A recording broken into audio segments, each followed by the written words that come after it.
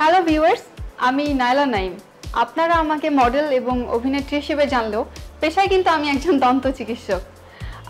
যেহেতু আমি প্র্যাকটিস করছি আজকে আনুমানিক 6 থেকে 7 বছর, তো আমার কাছে বিভিন্ন সময় দাঁত বিষয়ক এবং দাঁতের বিভিন্ন সমস্যা নিয়ে যেহেতু পেশেন্ট আসে, তো আমি যেহেতু নিয়মিত পেশেন্ট দেখার চেষ্টা করি, তো আমার কাছে মনে হয় যে আপনাদের অনেক জানার এবং জিজ্ঞাসার থাকতে পারে দাঁত বিষয়ক বিভিন্ন সমস্যার।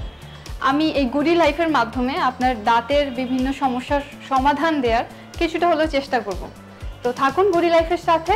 এই মুহূর্তে আমরা আসলে একটু আলোচনা করব যে আসলে দাঁতে বা মুখে কেন দুর্গন্ধ হয় এবং সেটা আসলে কিভাবে প্রতিকার বা প্রতিরোধ করা যেতে পারে।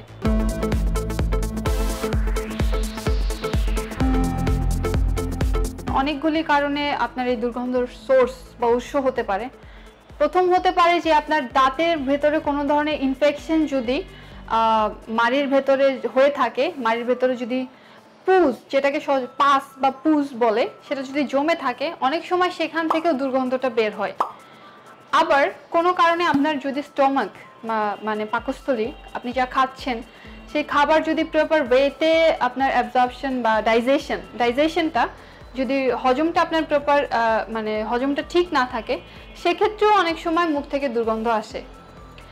এবং আপনার যদি দাঁতগুলি নিয়মিত পরিষ্কার না রাখেন, সেক্ষেত্রে দাঁতের ভেতরে যে ব্যাকটেরিয়ার অ্যাকুমুলেশন হয়, ব্যাকটেরিয়া জমে যায়, ব্যাকটেরিয়ার যে ওয়েস্ট প্রোডাক্ট, ওখান থেকেও দুর্গন্ধ আসতে পারে।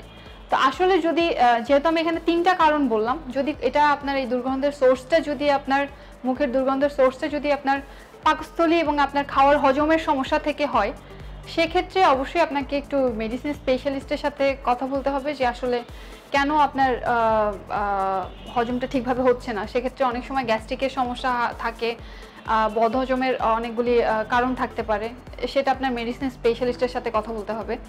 যদি আপনার দাঁতের ব্যাকটেরিয়া বা বিভিন্ন প্ল্যাক জমে যায়, ব্যাকটেরিয়া অ্যাকুমুলেশন থেকে প্ল্যাক জমে যায়, দাঁতের গোড়ায় ময়লা জমে যায়, সেখান থেকেও যদি দুর্গন্ধ হয়, সেক্ষেত্রে আমরা সাধারণত বেসিক যেটা স্কেলিং এবং পলিশিং, ফলোড বাই পলিশিং, এটার মাধ্যমে যদি আপনার দাঁতগুলো ক্লিন করা হয় এবং পরবর্তীতে যদি আপনি প্রপারলি ব্রাশ করেন এবং মাউথওয়াশটা ব্যবহার করেন, সেক্ষেত্রে কিন্তু আপনার দাঁতের দুর্গন্ধটা অনেকটা কন্ট্রোলে চলে আসে।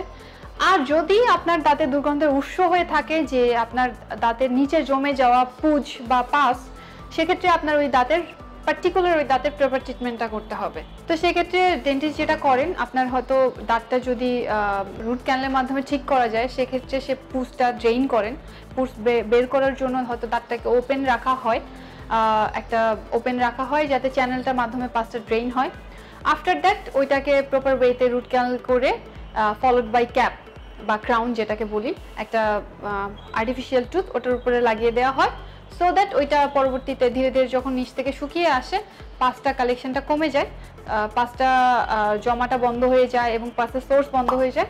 তারপরে আমরা ওখানে ক্যাপ করে রুট ক্যানেল কমপ্লিট করে ক্যাপ করে আসলে পেশেন্টকে ওই দুর্গন্ধের সোর্সটা আসলে কমপ্লিটলি রিমুভ করি।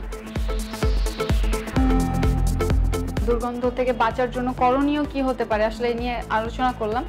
তো আরও অনেক বিষয় নিয়ে আলোচনা হবে। থাকুন গুডি লাইফের সাথে এবং সাবস্ক্রাইব করুন গুডি লাইফ।